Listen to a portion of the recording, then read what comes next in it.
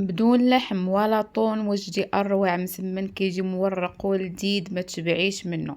بالنسبه للعجين، عندنا زلافه ديال الفينو، جوج زلافات ديال دقيق الفورس، معلقه ديال الملحه ونص معلقه ديال الخميره.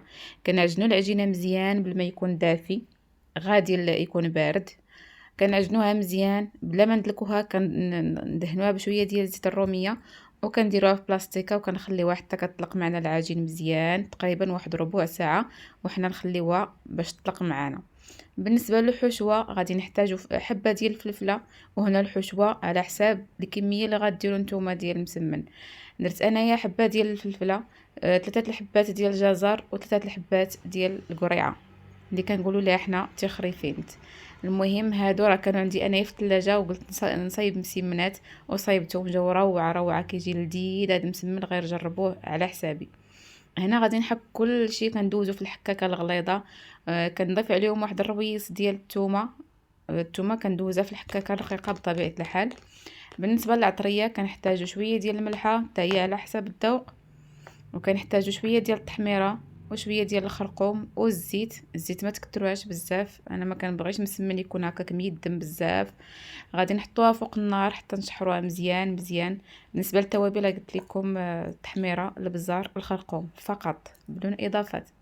ما كنزيد لا طون لا والو، وانتم غتشوفوا النتيجه بعينيكم في الاخر. بالنسبه للخليط باش غادي نطلق هذا المسمن، كنحتاج زيت ليسيور، الزيت العاديه، كنضيف ليها شويه ديال التحميره، وكنضيف معاهم المايزينا. عفوا المايزينا هي اللي كتخلي الخليط والعجينه انها تجي مورقه وتجي هشيشه، ما تبقاش هكاك مدقصه.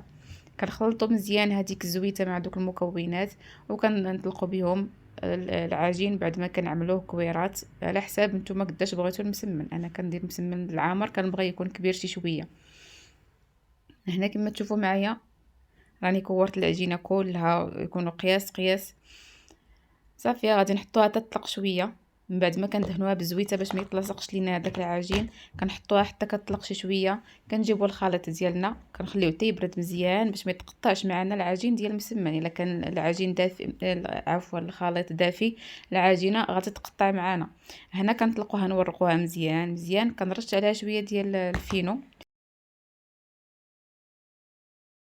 نديرو على ديك العجينه كندير الحشوه ديالي، كنطوي المسمن كما العاده على 4 مسمن عادي، كنطوي على 4 وكنحط كل وحده طويتها كنحطها حتى كتطلق مزيان باش كتجيني سهله في التكراس.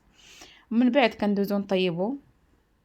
راه صدقوني كيجي هذا الخليط روعه روعه روعه. يجربوا هاد المسمنات وردوا عليا، كتجي حسن من المسمن ديال اللحم وحسن من المسمن ديال الطون. هي هكا خضيره كيجيو خفافين ولذاذين يا سلام. هنايا كنوريكم بعد ما طيبت وحيده، ها هما كتشوفوا راه ما كيجيش ملصق نهائيا، كيجي مورق مورق غزال ما تشبعوش منه.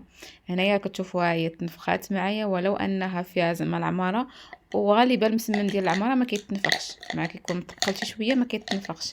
وهذا هما تنفخوا معايا، غير طبقوا الطريقه كما هي في الفيديو وان شاء الله غادي ينجح معكم. وهنايا كملت الكميه ديالي كامله، وكدوزو فريميجات ولا غير هكا كيدوز، عرفتي كيجي غزال ما شاء الله.